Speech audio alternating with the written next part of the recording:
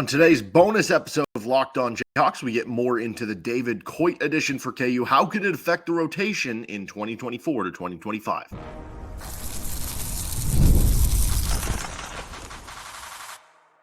You are Locked On Jayhawks, your daily podcast on the Kansas Jayhawks. Part of the Locked On Podcast Network, your team every day.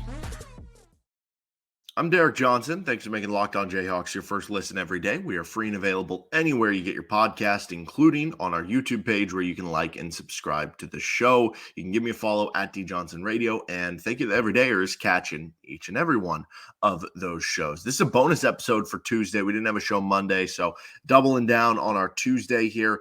And David Coit was officially added to the roster, whatever you want to say, announced that he was going to be joining KU as a transfer from Northern Illinois after averaging over 20 points per game a season ago. We talked a little bit about that if you caught that bonus episode from Friday night.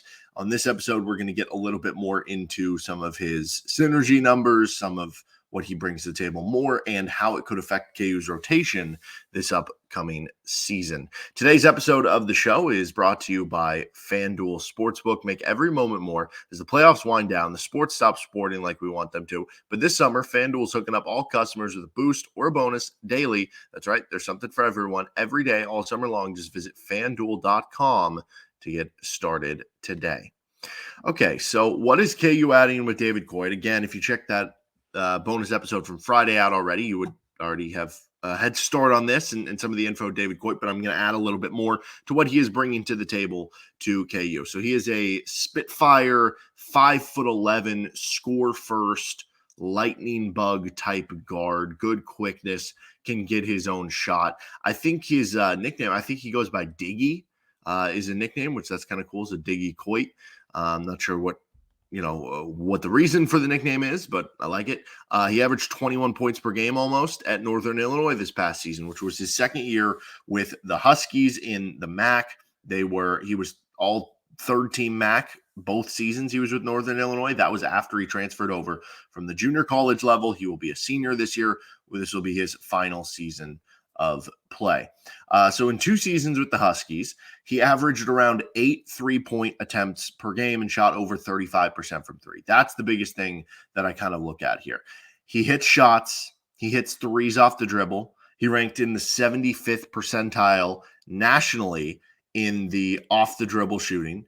He shoots them in isolation, makes them in isolation. He shoots and hits them off the catch. He does it off movement. He does it in step backs. He does it from deep. He made 17 3-pointers of more than 25 feet this past season. That's something we talked about earlier this offseason, that it's not just that Kansas improved their 3-point shooting and their efficiency and their volume. It's that they improved the amount of guys that can open up floor spacing, that have gravity to them, that can hit threes from deep. And obviously you don't want to be taking all your threes from deep, but the advantage of that is sometimes the best way, like if a team's guarding you well from three, sometimes they might not guard you if you step 3 feet back of where you were, and you might get a more open three that's actually a better look there. Other times, if you're just hitting threes, or at least showing that they have to respect you when you're 25, 26, 27 feet away from the 3-point line, that they can't just keep their heels on the 3-point line. They have to come out to you. What does that do? Creates more gravity to you, creates more spacing for everybody else on the floor. So it's not the most important thing, but it is still have a level of importance. And that's something that Zeke Mayo does. That's, something that David Coit has been able to do. Like, pretty much that's something that Rylan Griffin does, right? So that's something you continue to add. Coit also ranked in the 78th percentile in pick and roll. He rated in the 88th percentile in isolation. He rated in the 67th percentile with his jump shot, and he rated in the 91st percentile on dribble jumpers. So very good score, very good offensive player. He did only rank in the 33rd percentile in catch and shoot jumpers, which, at Kansas, he might be doing that a little bit more than the ISO ball. Like, he'd still do a little bit of it, but maybe more catch and shoot. So that'll be something to keep an eye on. Could just be a weird quirk that he was the guy at Northern Illinois and it was a lower volume, and that wasn't something he was asked to do as much. So obviously maybe you're not practicing that as much. I'd imagine that'll get better this year at Kansas. So he can just kind of use his quick step and the gravity of his three-point shot, that's what I was really impressed with. I mean, obviously the three-point shooting to me and the variety of how he can get shots off is the most prominent thing here, but I was impressed that he was able to use that he was able to counter off that when teams overemphasized his three-point gravity. He actually finished 59% at the rim last season. Obviously against bigger, more athletic competition in the Big 12, he's 5'11". That number's probably going to drop, but like that's wherever it drops to, there's enough cushion there that it could like still be good, that he has enough craft with his layup package. So the way I just view this is you're adding a really good scorer to the mix. He did have a 20% assist rate. That would have actually ranked third on KU last season, only behind DeJuan Harris, who was closer to 30. Kevin McCullough was at like 23, 24. So you added to what was already a strength, and he does add more passing to the team as well. Low-key, he actually registered a 63rd percentile defensive rating on Synergy. So despite the fact that Northern Illinois was really bad on defense, not good as a team, they ranked in the 300s on the defensive end of the court on KenPom. They lost almost double the games that they won. He actually ranked above average on Synergy in terms of his defense. So it hasn't always translated to winning. Some of the numbers and the scoring, and part of that, I'd imagine, has to do with, I don't know, maybe not having the best shot selection. Maybe there are more questions about the defense than the Synergy numbers indicate because he's 5'11". But I don't know, like maybe part of that is just the rest of the team around him is just bad. Like if he was third team All-MAC back-to-back seasons, does that just kind of indicate that like he was a top 15 player in the conference? And if you have a top 15 player in the conference and you've just like not won a ton of games, that kind of indicates it's not really his fault. I don't know. Like they were a bad rebounding team. Like that's not his fault. He's a 5'11" point guard. You know what I mean? And the rest of the team shot closer to like 31% from three. So like without him, they were not a good 3-point shooting team. So maybe it was just everybody else, and not to worry too much about kind of the win-loss record there. All right, let's talk about the players this could have the biggest impact on in terms of minutes, battles in the rotation, stuff like that. And we'll get to my new minutes projections coming up on this episode of Locked On Jayhawks.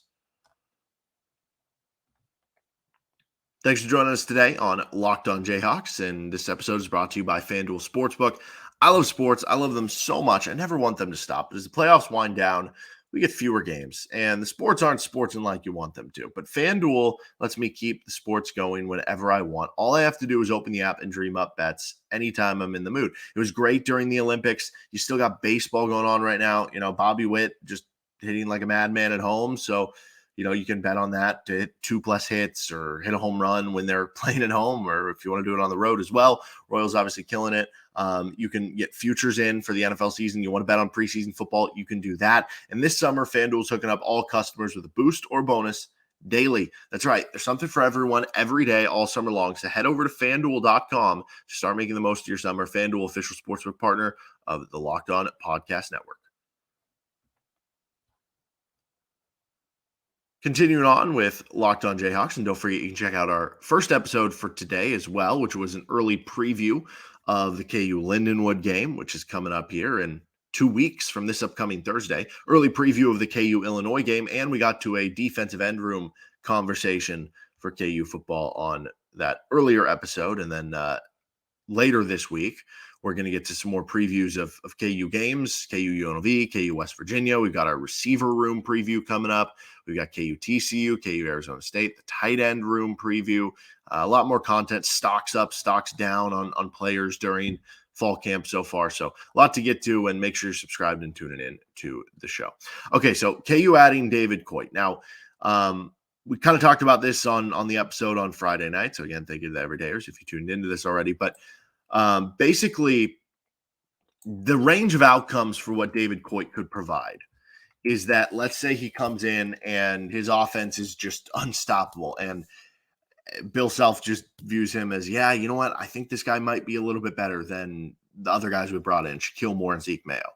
Then at that point, your ceiling of what you're playing, if you're David Coit, you could be playing, I don't know, 20, 22 minutes per game, something like that would kind of be the ultimate ceiling outcome. And that would be he comes in and just wows the staff. I think the floor outcome is that you're not really playing, that you're buried on the depth chart, but you're a really important practice player. I mean, to have a player like this in practice, just in general, that can help with scouting reports of when you're playing these other guards like an LJ Cryer or whatever, these other smaller guards who can really go off. I think that's going to really help KU in practice.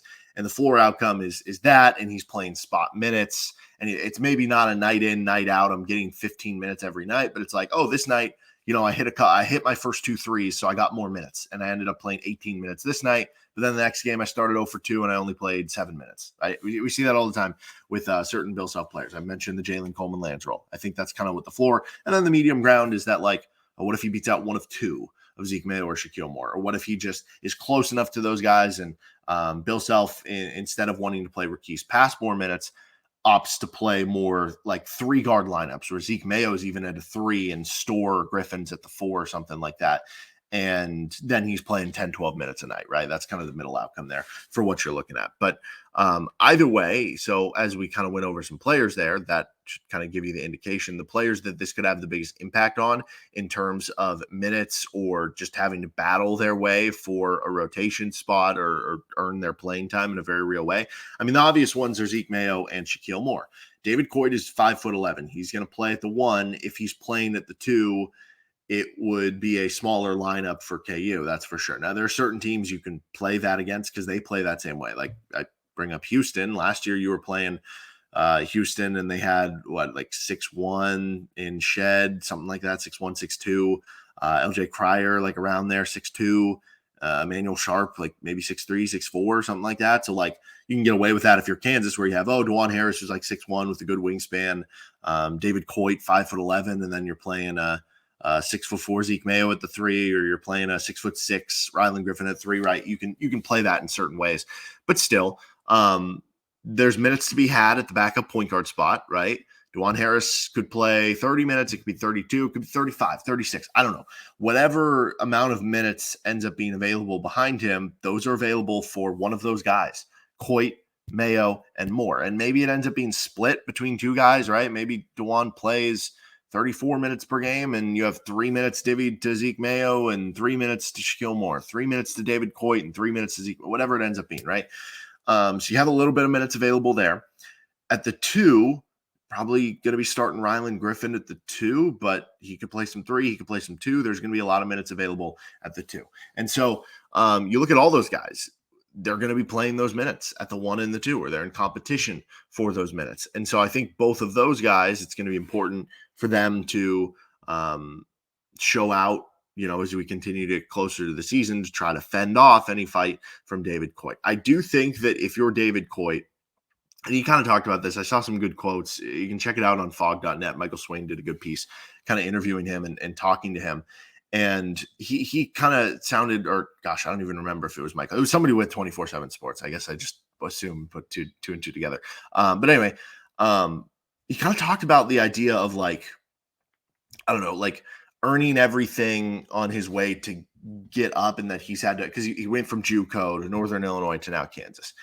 And you got the sense in some of the quotes too that he very much like is a team player and will do whatever it takes. And like that he talked about, he, Bill Self was very upfront with me with what the role would be and everything like that. And he didn't really get into what specifically that role would be. But I'm sure if you're Bill Self, you're telling him like, hey, we're going to give you a chance to compete. Like if you are just better, you beat out, these guys, Shakeel Moore, Zeke Mayo, or Keith Pass, whoever, like we'll get you playing time. We'll let you play. But I'm going to be honest to you too. Like if those guys beat you out, or like we have a lot of good players here, we have a lot of good competition. Like there's a chance that you might be playing spot minutes. There's a chance that you might just be that veteran guy who, like Jalen Coleman-Lands did, helps us win a title or do a lot of big things, but you're not necessarily playing 30 minutes a night. And if you're David Coit, he's not showing up on an NBA draft boards. He's 5'11". Now, obviously he has enough production at the collegiate level that would make you think that he can play overseas or something like that once he's done with college, and certainly make some money that way. But if you're David Coit, you're sitting there going, okay, so I could transfer. Maybe I could go to because I was in the MAC. Maybe I could go to the American and start there or something like that. Or maybe I could go to a lower level Power 5 and be a player who's coming off the bench and is a 6-man type, or maybe I am starting. I don't know. I go to Kansas. I could be this role player. I'm probably going to get a good paycheck from NIL. And best case scenario, I am part of the rotation and I'm making a big impact. Worst case scenario, playing spot minutes. I'm a veteran on a team. I'm making good connections with KU alumni and all this sort of stuff. And I'm making probably more money off NIL at KU, even being the 8th, 9th, 10th guy, than I would be being a starter at one of these other lower level Power Fives, because that's what Kansas basketball works. And from his standpoint, his earning his way up of fighting through JUCO and producing at Northern Illinois leads to even if it's not a stardom increase in terms of the role at Kansas, a payday increase that can change his life moving forward. So I do think there has to be some level of understanding there. But anyway, those guys in competition. I mentioned Rakeese Passmore. I do think with Rakeese Passmore, it's not necessarily that they're directly in competition because of they're just different positions. Passmore is more of a wing, and Coit is more of a, I guess, combo guard, but point guard type. And it's not necessarily that. It's more of just if you're Bill Self, if you deem David Coit to be a better player than Rakeese Passmore, do you just decide, hey, instead of playing Passmore these minutes, we will just play more 3-guard lineups, or we'll just play more 2-guard lineups with Coit next to Dwan or Zeke or Moore, and having Store Griffin at the 3, or again, the lineup where Zeke Mayo's at the 3, and you have 3 of those guards together. So it's kind of the decision based on what you think would best suit the team if you're Bill Self, and who is the better player, and then kind of making that work. So in a weird way, they're not directly in competition with each other, but they're in competition in terms of if one is clearly better than the other, Coit versus Passmore, then maybe it changes the way that you're playing and some of the lineups you're throwing out there. To that same notion, I'll just toss this one out there. I don't know, maybe it could have a slight impact on the KJ Adams minutes, because if you do have more players, which you do now, that are capable of playing at the 1 and 2, then some of that, the minutes just kind of slide down a little bit, right? If now you're playing more minutes of David Coit, Zeke Mayo, Shakeel Moore, all one group together, if now you have a few extra minutes that are going to that group at the 2, then that means a little less minutes for Rakeese Passmore at the 2, which means that Rakeese Passmore is probably making up some of those minutes at the 3.